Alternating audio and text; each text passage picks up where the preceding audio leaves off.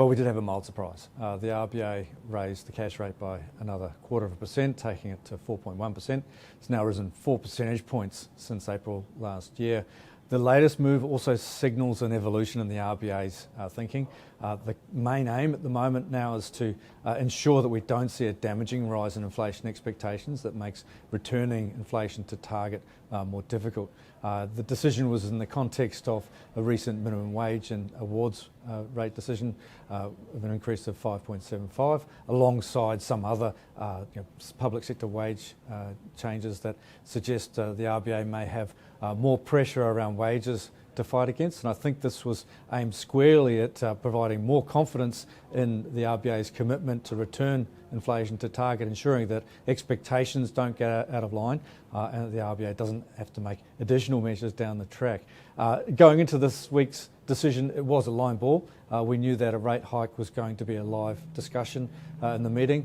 As it turns out, the RBA's decision plus the rhetoric from the Governor's decision statement and his presentation a day later makes it very clear that it's trying to head off a potential rise in inflation expectations at this point. That tells us that the expectations story is the dominant one, and the RBA will follow through with another rate move in July. We think by August there'll be sufficient evidence that the economy is slowing sufficiently to bring inflation under control, and that the expectations side of things hasn't got away on the bank. And that'll be time for the RBA to hold. But we're into a different sort of phase for policy now. It's a bit of shadow boxing, if you like, from the RBA rather than just relying on the hard and fast data as it comes out. It's also about the public sentiment around how inflation is going to return to this 2 to 3% target range.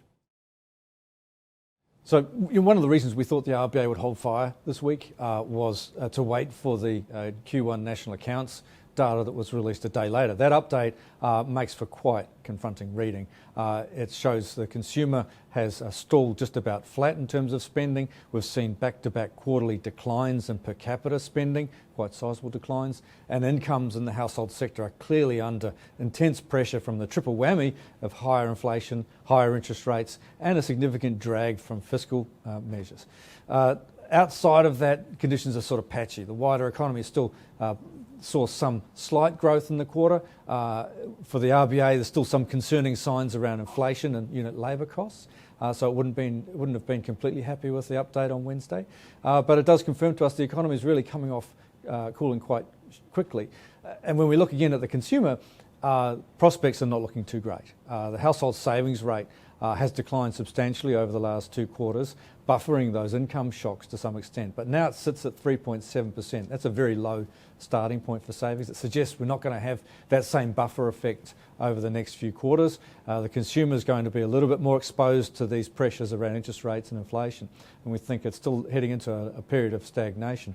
For policy, though, as I sort of mentioned, the name of the game shifted a little bit from the growth and inflation pictures on the ground to trying to head off a lift in inflation expectations that makes the RBA's task harder. Of course, with accumulating evidence that the economy is slowing, expectations are likely to come off as well. But it may take some time to really see that. And for now, the RBA wants to ensure that we don't see a significant lift in wage and pricing behaviour right now. So I think for the RBA, the National Accounts update obviously wasn't something they're going to wait for. They moved in June. Their language is telling us that they'll probably follow up with another move in July. From there, we'll go back to assessing things as the conditions on the ground around inflation and growth unfold. But for now, it's still looking like a difficult few months for the RBA. Well, it's an interesting one. For housing markets, they don't really directly relate to the RBA's decision-making process, but I think at the moment they're seen as a little bit of a bellwether. So since the start of the year, we've seen this resurgence in activity, particularly in Sydney and Melbourne, a return to some modest price growth in those markets, and clearance rates and auction markets also lifting. And that's feeding through into expectations around housing. Now, obviously we've had now back-to-back interest rate rises. That's clearly going to throw a bucket of cold water over this housing rally. And I think from the RBA's perspective, they would be keen to see some further cooling in the housing market come through in the next few months as a confirmation of the broader idea that policy is still tight. And that they are aiming for a return to low inflation as their primary policy goal. So for housing, it signals we've got another shock to absorb. And I think for the RBA, that's not their main game with policy at the moment, but they'll be looking to it as a pretty clear bellwether for how the policy moves are impacting.